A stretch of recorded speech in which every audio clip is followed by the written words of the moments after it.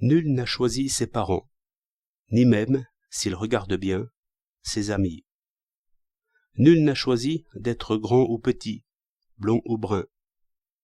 C'est une des conditions les mieux établies de notre existence, que nous devons accepter une situation de fait et travailler en partant de là. Si j'ai une mauvaise mémoire, je n'ai pas à récriminer, mais je dois m'efforcer de la rendre passable. Et, si j'ai une oreille paresseuse, je dois regarder plus attentivement de ce côté-là en traversant les rues.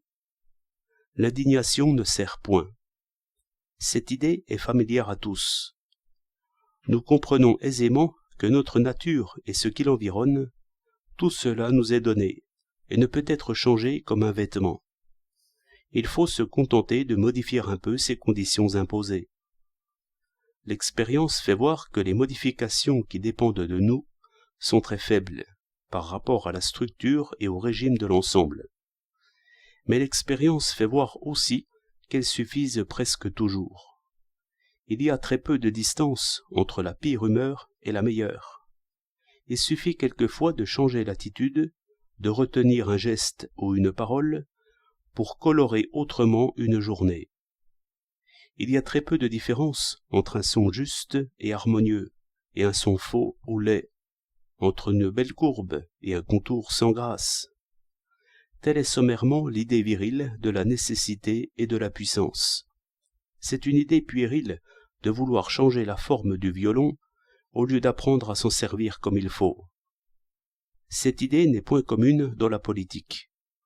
Il est ordinaire que, lorsque l'on réfléchit sur des mots trop évidents, comme l'injustice ou la guerre, on imagine d'abord un changement total, après quoi tout ira pour le mieux. Mais une nature est donnée ici encore, et inflexible pour le principal.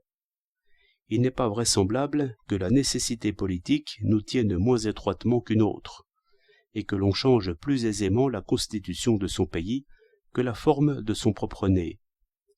Et, comme il faut vivre, selon la structure imposée par la nécessité biologique, ainsi il faut vivre politiquement selon un état des relations humaines que l'on n'a point choisi.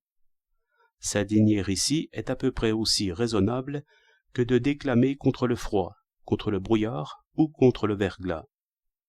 Le forgeron se soumet au fer, le marin se soumet au vent, au courant et à la houle. Mais, dans ce monde résistant, l'industrieux animal prend son appui. L'homme ne triomphe de la nature qu'en lui obéissant. Parole connue, mais qu'il faudrait appliquer aux choses de la politique. Ainsi, cette énergie irlandaise, mieux employée, suffirait certainement à modifier un régime évidemment imparfait jusqu'à le rendre supportable. Bref, une bonne constitution diffère très peu d'une mauvaise, de même qu'un heureux coup de barre diffère très peu de celui qui envoie le bateau sous la vague. Seulement, on ne veut point suivre l'analogie. On veut penser que ce monde humain, d'apparence flexible, peut être transformé selon l'idée. On ne regarde que les passions, espérance ou peur, choses instables. On ne veut point voir les nécessités géographiques, économiques, biologiques, qui ne cèdent jamais que pour revenir. Il faut des milliers de mouvements de la barre pour une traversée, et qui n'ont guère changé l'océan. Mais vous êtes saufs.